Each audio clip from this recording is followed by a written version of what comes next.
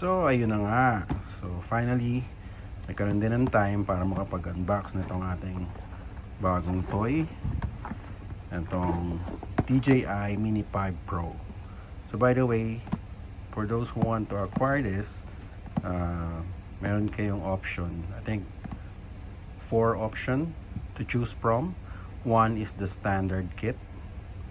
2 is the Fly More combo with RCN3, yun yung controller na walang display. And then the third one is Fly More combo with RC2. Ito yung RC2. And then yung lastly, yung Fly More combo plus, which ito kung ano yung meron tayo ngayon. So ang kaibahan nung Fly More combo sa Fly More combo plus is yung intelligent flight battery niya is mas mahaba yung flying time. So 52 minutes compared to dun sa Fly More combo lang na standard yung battery, which is 36 minutes flying time lang. So yun na nga. So let's start. Let's unbox this.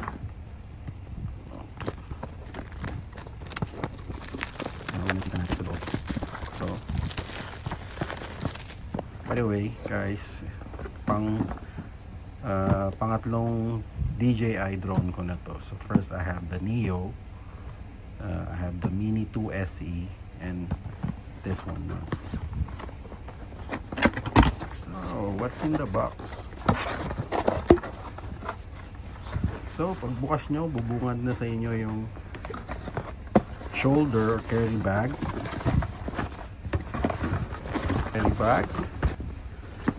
Wow, diba? Ganda yung bag nya. Halos same lang din dun sa bag nung Fly More combo ko na 2 SE. Let's open. There you go. Yeah, RC2 controller. Ito natin.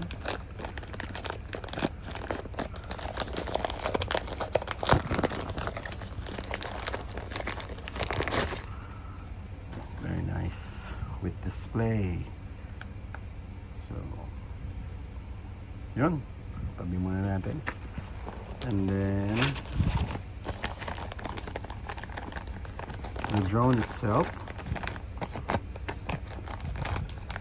Open.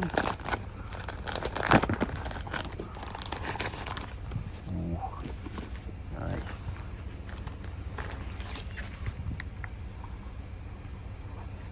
So yun, may strap. Then ito yung protective cover niya. So, tanggalin natin. Ito yung nagpro-protect sa camera and gimbal. So ayan, ito na yung drone natin. So upgraded na siya. It has omnidirectional sensor. Ito yung sa harap. And ito, so kaya halos 360 na siya if I'm not mistaken. Meron na kasi siyang obstacle avoidance. And then this two in front, that's the LiDAR sensor. Yeah. Let's try natin yan full pala.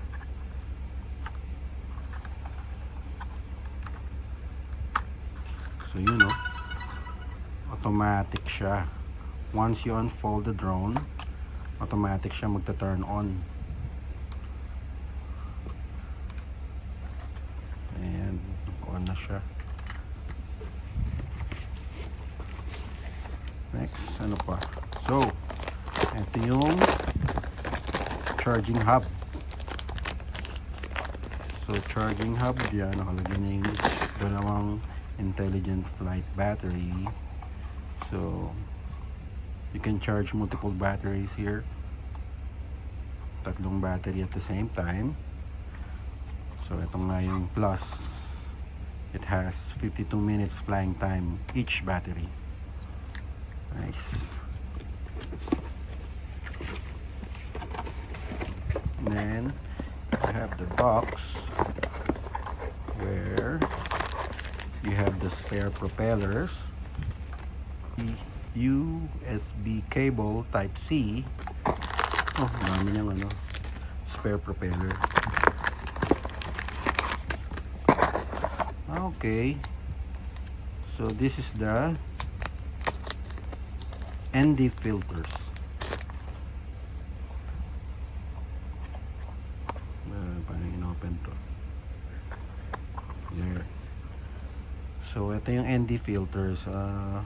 Pagkakalam ko yung gamit niya is to control exposure, especially when flying during bright daytime. So ito yung nilalagay sa camera. Nice. So as usual, mayroong instruction manual na hindi naman natin binabasa, saka yung stickers. What else? And I think that's it. That's what you have inside the box of a DJI Mini 5 Pro Combo Plus. Yeah, so subaybayan nyo yung test flight na gagawin natin sa mga susunod na araw pag di tayo busy. Thank you for watching. Ciao.